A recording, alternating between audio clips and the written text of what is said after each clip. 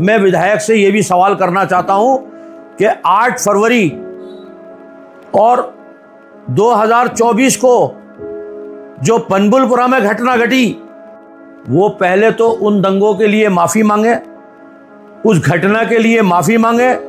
उस घटना में कहीं ना कहीं कांग्रेस के लोगों का हाथ था और उस घटना को अंजाम देने के लिए विधायक कहीं ना कहीं पीछे से खड़े थे। जिस समय गरीब फड़ हट रहे थे मछली बाजार के, नैनीताल रोड से गरीबों की दुकानें उजड़ रही थी, उस समय विधायक कहाँ थे?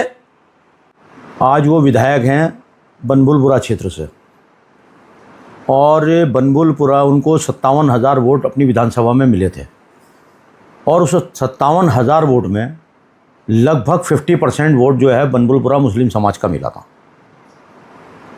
और आज वो, मैं उनको देख रहा था कि जब विधायक निधि का नंबर आया, कुछ लोगों ने, उनके ही पार्टी के लोगों ने प्रश्न उठाया कि विधायक की विधायक निधि जो है बनबुलपुरा मुस्लिम समाज के लिए नहीं है।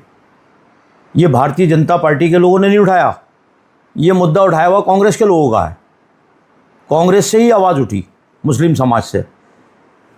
तो आज वो अपनी करनी को, अपनी कथनी को भाजपा पर जो है आरोप लगा करके मंड रहे हैं। मैं उनसे पूछना चाहता हूँ, 50% वोट मुस्लिम समाज का मिला और उन्हें 3 साल लगभग जो है विधायक निधि लेते हुए हो गया है, जो कंप्लीट हो चुका है, और चौथे वर्ष में वो प्रवेश कर रहे हैं। 3 वर्ष में उन्हें लगभग 13.5 करोड़ रुपए विधायक निधि मिली, और 3.5 करोड़ में जहां उनको 50% वोट मिला, तो मैं उनसे पूछना चाहता हूं, क्या उन्होंने अपनी विधायक निधि का 50% मुस्लिम क्षेत्र में लगाया? वो अपने ऊपर लगे आरोपों का जवाब दे सकते हैं क्या? एक 11.5 लाख रुपए का उद्घाटन करने पहुंचे वो, और ये भी मेरे ख्याल से उनका पहला कार्यक्रम है जीतने के बाद। बनबुलपुरा में पहला कार्यक्रम है जो उन्होंने किया है, राजनीति कार्यक्रम इंदिरा नगर में, और 11.5 लाख रुपए की पाइपलाइन डाली। खाली अपने कार्यकर्ताओं को ओबलाइज करने के लिए उन्होंने 11.5 लाख रुपए दे दिए। 4-5 लाख रुपए उसमें लाइन में लगने हैं, बाकी उनके विधायक, उनके जो कार्यकर्ता हैं वो आपस में बांट लेंगे उस विधायक निधि को। उनको ओबलाइज करने के लिए विधायक निधि उन्होंने 11.5 लाख रुपए दे करके, और एक मुद्दा छेड़ा कि साहब भारतीय जनता पार्टी अतिक्रमण जो है देख देख करके तोड़ रही है। मैं अतिक्रमण विधायक निधि के मामले में तो उनसे साफ स्पष्टीकरण चाहता हूं कि 6.5 करोड़ रुपया उन्होंने क्या बनबुलपुरा क्षेत्र में खर्च किया है तो बता दें वो। और इसके अलावा अगर वो ये कहते हैं कि 40 वार्डों मेरे लिए बराबर है, तो 14 वार्ड बनबुलपुरे के हैं, उस हिसाब से 35% विधायक निधि उनकी बनबुलपुरा मुस्लिम क्षेत्र में खर्च होनी चाहिए, और 35% में लगभग 5 करोड़ रुपया बनबुलपुरे में खर्च होना चाहिए, जो 3 वर्षों में उन्होंने लगभग 40 लाख रुपया या 50 लाख रुपया, मान लीजिए 40 लाख रुपया से 80 लाख रुपये उन्होंने खर्च करी, 1 करोड़ भी खर्च करी, तो भेदभाव तो उनका है ही भाई। 90% विधायक निधि वो दूसरी जगह खर्च कर रहे हैं, और 10% विधायक निधि बनबुलपुरा मुस्लिम क्षेत्र में खर्च कर रहे हैं। तो मुसलमानों को तो वो उनकी माताजी वोट बैंक मानती थी, और कांग्रेस वोट बैंक मानती है मुसलमानों को, कि डरा करके बीजेपी का डर दिखा करके, धमका करके वोट ले लेंगे, और वही काम वो कर रहे हैं कि मुसलमानों को अपना वोट बैंक मानना है। मैं दूसरी बात पूछना चाहता हूँ अतिक्रमण को लेकर के। अतिक्रमण पे वो रात चर्चा कर रहे थे कि आज सुभाष नगर का अतिक्रमण 1000 लोग उजड़ रहे हैं। क्या वो दिल पर हाथ रख करके ये कह सकते हैं कि वो अतिक्रमण के लिए सच्ची लड़ाई लड़ रहे हैं?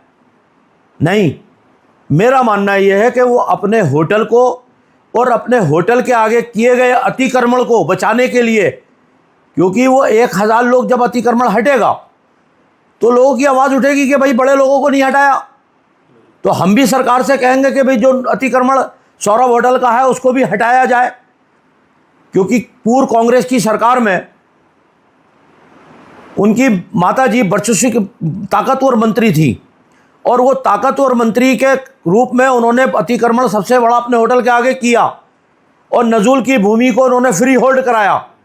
तो आज लोगों के जब फ्री होल्ड नजूल की भूमि पर हट रहे हैं, कैंसिल हो रहे हैं, तो हम सरकार से ये भी मांग करेंगे कि उसको भी कैंसिल करके उस अतिक्रमण को रोड के हित में, लोगों के हित में जब रोड चौड़ीकरण हो रही है, आप देखिए नए बाज़ार में अतिक्रमण, आप जो आपके नैनीताल रोड का इतना अतिक्रमण हटा, कुसुम खेड़े का अतिक्रमण हटा, मछली बाज़ार का अतिक्रमण हटा, विधायक कहाँ थे उस समय? क्यों नहीं आवाज़ उठाई कि उनकी विधानसभा क्षेत्र में जब अतिक्रमण टूट रहा था?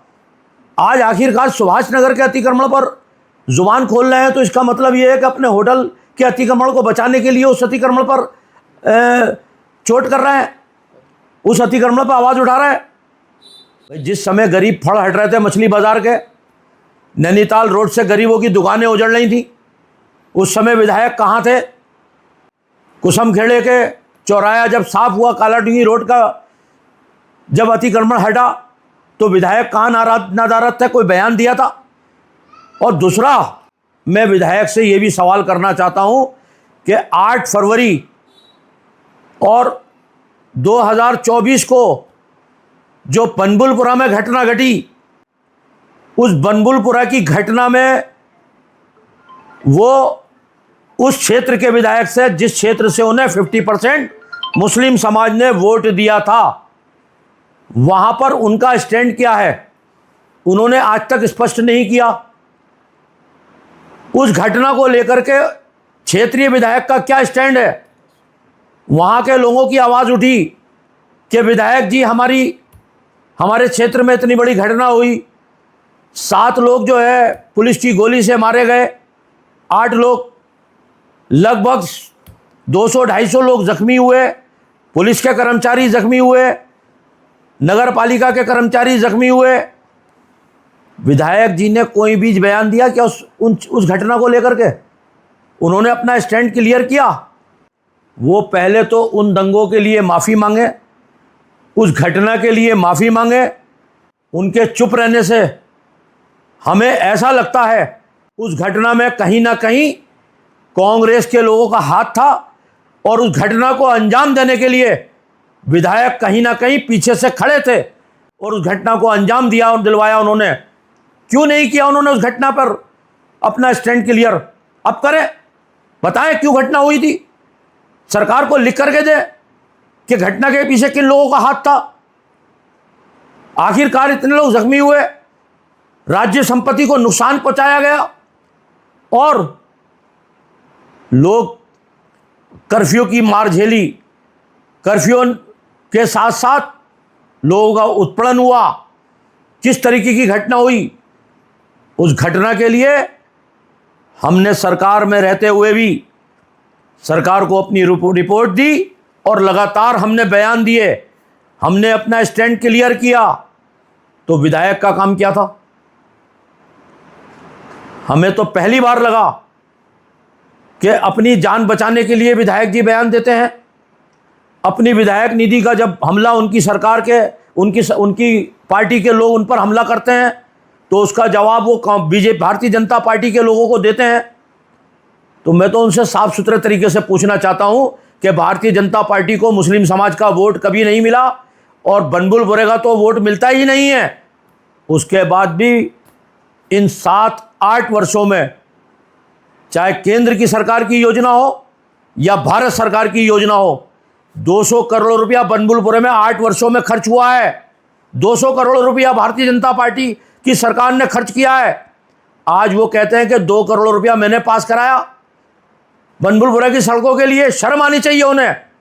वो प्रस्ताव मेरे द्वारा ये दिया गया था जब मैं मंत्री था, और वो सरकार में गया, सरकार ने मेरे निवेदन पर उसको स्वीकार किया, उसकी डीपीआर बनी है, उसका जल्दी मैंने उस पर बयान भी दिया है। पूर्व में मैं 2 महीने पहले बयान दे चुका हूँ। लाइन नंबर 1 में मैंने जब सड़क का निर्माण की शुरुआत की थी, इससे 1 दिन पहले मैंने उस पर बयान दिया था कि 2 करोड़ रुपए की डीपीआर बन गई है, उसके टेंडर होने जा रहा है, उसके टेंडर प्रक्रिया अभी लगी है। उस पर भी वो कह रहे हैं कि मैं सरकार से करा करके लाया हूँ। एक तरफ आप भारतीय जनता पार्टी के सरकार के मुखिया को दोषी ठहराते हो और ये कहते हो कि वो भेदभाव करते हैं मुसलमानों के साथ, और वो हल्द्वानी की जनता के साथ भेदभाव कर रहे हैं। आप भारतीय जनता पार्टी की सरकार को बदनाम कर रहे हैं, और दूसरी तरफ आप कहते हो कि भारतीय जनता पार्टी की सरकार से मैं करा करके लाया हूं। आपकी अगर इतनी चल रही भारतीय जनता पार्टी की सरकार में, तो आपको शर्म आनी चाहिए कि आपको भारतीय जनता पार्टी की सरकार को ये जवाब भी नहीं देना चाहिए। ये जवाब आप उनको दें जो आपकी सरकार, आपके कार्यकर्ता आपके खिलाफ बोल रहे हैं, उनके लिए जवाब होना चाहिए। शर्म आनी चाहिए आपको। जिस सरकार से आप हाथ फैला करके मुख्यमंत्री राहत कोष ला रहे हैं अपने कार्यकर्ताओं के लिए, मैं साफ तौर से बताना चाहता हूं, मेरे पास उदाहरण है। आपका अल्पसंख्यक मोर्चे का कार्यकर्ता इशरत सैफी बीमारी के कारण आपने हाथ फैला करके मुख्यमंत्री से राहत कोष मांगी और मुख्यमंत्री ने आपको 25,000 रुपये राहत कोष दी। आज उस मुख्यमंत्री को आप आरोप लगा रहे हो कि भेदभाव करते हैं मुख्यमंत्री। आप कहते हो कि ये सरकार उत्तराखंड में भेदभाव कर रही है मुसलमानों के साथ। आपका कार्यकर्ता भी मुसलमान था जिसको आपने 25,000 रुपये का चेक दिलवाया।